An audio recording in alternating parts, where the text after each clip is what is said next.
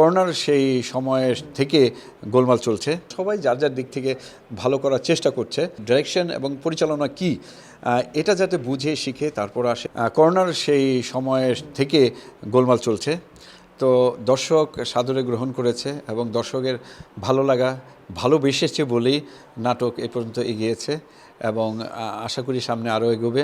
আমি বেশ কয়েকটি নাটক একসাথে আমার প্রচার হচ্ছে, তো চাপ বলতে কি আমি শিডিউলগুলো এভাবেই মেনটেন করি যাতে কোনোটার সাথে কোনোটার মিশ্রণ না ঘটে এবং প্রত্যেকটা নাটকই যাতে তাদের শিডিউল মতো এগোতে পারে ওইভাবে আমি শিডিউলগুলো করি, যার কারণে আমার কোনো প্রবলেম হয় না। আমি সেই 97 থেকে প্যাকেজে টেলিভিশন মিডিয়ার সাথে জড়িত। এর আগে তো আমি চলচ্চিত্রে ছিলাম, তো এই পর্যন্ত আমি প্রত্যেকটা চ্যানেলেই আমার নাটক কন্টিনিউ প্রচার হচ্ছে এবং আলহামদুলিল্লাহ আমি এখন পর্যন্ত স্ক্রিন ড্রপ হয়নি, কন্টিনিউ চলছে এবং সুনামের সাথে চলছে। সবার ভালোবাসায়, আপনাদের ভালোবাসা, আমার দর্শকের ভালোবাসা, শিল্পীর ভালোবাসা, চ্যানেলের ভালোবাসা, সবার ভালোবাসা এগিয়ে যাচ্ছি আমি।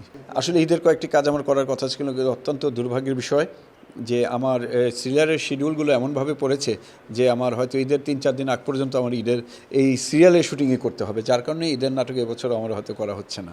না, আসলে আমি কাউকে ছোট করে দেখছি না বা কাউকে খারাপ বলছি না, সবাই যার যার দিক থেকে ভালো করার চেষ্টা করছে। তো আমি বলবো যারা নতুন আসছে তাদের উদ্দেশ্যে বলবো তারা যাতে সুষ্ঠুভাবে এবং সুন্দরভাবে মানে ডাইরেকশন এবং পরিচালনা কি এটা যাতে বুঝে শিখে তারপর আসে, এবং যারা নতুন আসছে তারা যে একেবারে খারাপ করছে তা না, আসলে করতে করতেই তো একসময় তারা ভালো করবে।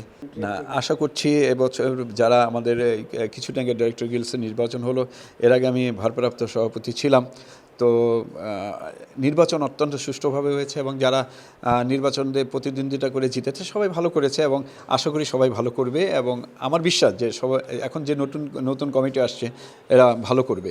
প্রিয় দর্শক, আপনারা বাংলা নাটক দেখুন, বাংলা নাটকের সাথে থাকুন, বাংলাকে ভালোবাসুন। ধন্যবাদ।